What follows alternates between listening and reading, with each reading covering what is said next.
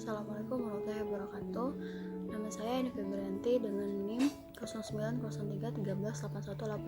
09031381823779, kelas Sistem Informasi Reguler 2018A. Di sini saya akan menyampaikan beberapa rangkuman dari mata kuliah Manajemen Proyek Sistem Informasi. Proyek adalah suatu rangkaian pekerjaan yang diadakan dalam selang waktu tertentu dan mempunyai tujuan khusus. Yang membedakan proyek dengan pekerjaan lain adalah sifatnya yang khusus dan tidak bersifat rutin pengadaannya, sehingga pengelolaannya pun memerlukan ekstra lebih banyak. Perbedaan proyek, program, dan portofolio. Fungsi, wewenang, serta tanggung jawab yang berbeda di antaranya. 1. Manajemen proyek. 2. Koordinator proyek. 3. Ekspeditor proyek. 4. Senior manajemen proyek. 5. Manajemen fungsional. 6. Stakeholder proyek. 7. Sponsor proyek. 8. Office proyek. Skill umum manajer. Aspek ini sangat berpengaruh terhadap proyek karena kelangsungan dari proyek sangat tergantung dari skill manajer proyek yang untuk menangani aspek finansial, perencanaan, organization, dan aspek lainnya sehingga strategis dan berkesinambungan. Beberapa contoh manajemen skill yang harus dimiliki oleh para pemimpin dalam proyek adalah 1. Kepemimpinan, 2. Komunikasi yang baik, 3. Negosiasi, 4. Pemecahan masalah yang tepat, 5. Mempengaruhi organisasi, 6. Pemersatu dalam organisasi, 7. Pengambilan keputusan. Struktur organisasi suatu proyek biasanya merupakan bagian dari suatu organisasi yang besar. Struktur organisasi dari suatu perusahaan sangat berpengaruh terhadap kelangsungan suatu proyek. Saat ini terdapat beberapa tipe struktur organisasi yang diterapkan dalam perusahaan. 1. Fungsional. Dalam struktur ini, tiap bagian dipimpin oleh manajer fungsional yang dibawahi beberapa staf. Suatu proyek biasanya diketuai oleh seorang manajemen fungsional yang anggotanya dapat diambil dari staf manajemen fungsional lainnya.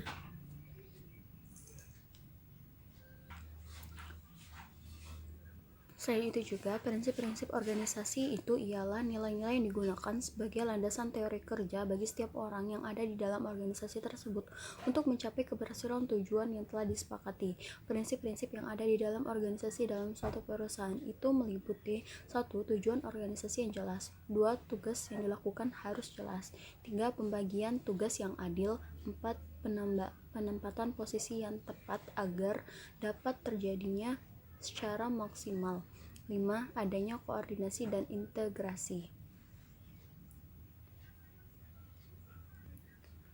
Proses perencanaan sistem dapat dikelompokkan dalam 3 proses utama. Yang pertama itu merencanakan proyek-proyek sistem. Di antaranya itu ada beberapa tahapan. Yang pertama mengkaji tujuan dulu, 2. Mengidentifikasi proyek-proyek sistem, 3. Menetapkan sasaran proyek-proyek sistem, 4. Menetapkan kendala proyek-proyek sistem, 5. Menentukan prioritas proyek-proyek sistem, 6. Meminta persetujuan manajemen. Yang kedua itu ada mempersiapkan proyek-proyek sistem yang akan dikembangkan meliputi 1. Menunjuk tim analisis, 2. Mengumumkan proyek pengembangan sistem. Yang ketiga ada mendefinisikan proyek-proyek sistem yang dikembangkan, melakukan studi untuk mencari alternatif pemecahan terbaik yang layak untuk dikembangkan. Tahapan yang biasanya akan dilakukan adalah mengidentifikasi kembali ruang lingkup dan sasaran proyek sistem. Yang kedua melakukan studi kelayakan, 3. Menilai kelayakan proyek sistem, 4. Membuat usulan proyek sistem, 5. Meminta persetujuan manajemen. Penjadwalan tugas-tugas kegiatan dapat menggunakan 1. Grafik Gantt, 2. Diagram per program evaluation and review techniques. Sedangkan contoh-contoh manajemen proyek diantaranya yang pertama itu ada pembuatan website, proyek pembuatan software, pembuatan aplikasi, serta pembuatan robotika. Dalam suatu manajemen proyek sistem informasi, pasti ada sebuah kendala. Berikut beberapa permasalahan akan dianalisa untuk mendapatkan solusinya. Ada beberapa macam solusi yang akan diambil dari suatu manajemen. Yang pertama itu membuat dokumen kontrak antara developer dan user sebelum proses pembuatan software dijalankan. Yang kedua, perlu adanya assessment pada saat survei data dan wawancara ataupun analisa data. Assessment ini ditandatangani oleh kedua belah pihak menggunakan requirement tools untuk proses requirement sehingga dapat dihasilkan requirement yang sesuai dengan kebutuhan si proses model yang akan digunakan pada awal proses pembuatan software. Yang kelima, membuat project management pada proses pembuatan proyek. Yang keenam, menentukan proses programming untuk semua modul yang akan dibuat. Yang ketujuh, membuat dokumen berita acara. 8, developer melakukan evaluasi total setiap selesai pembuatan software sebelum pengujian. Berikut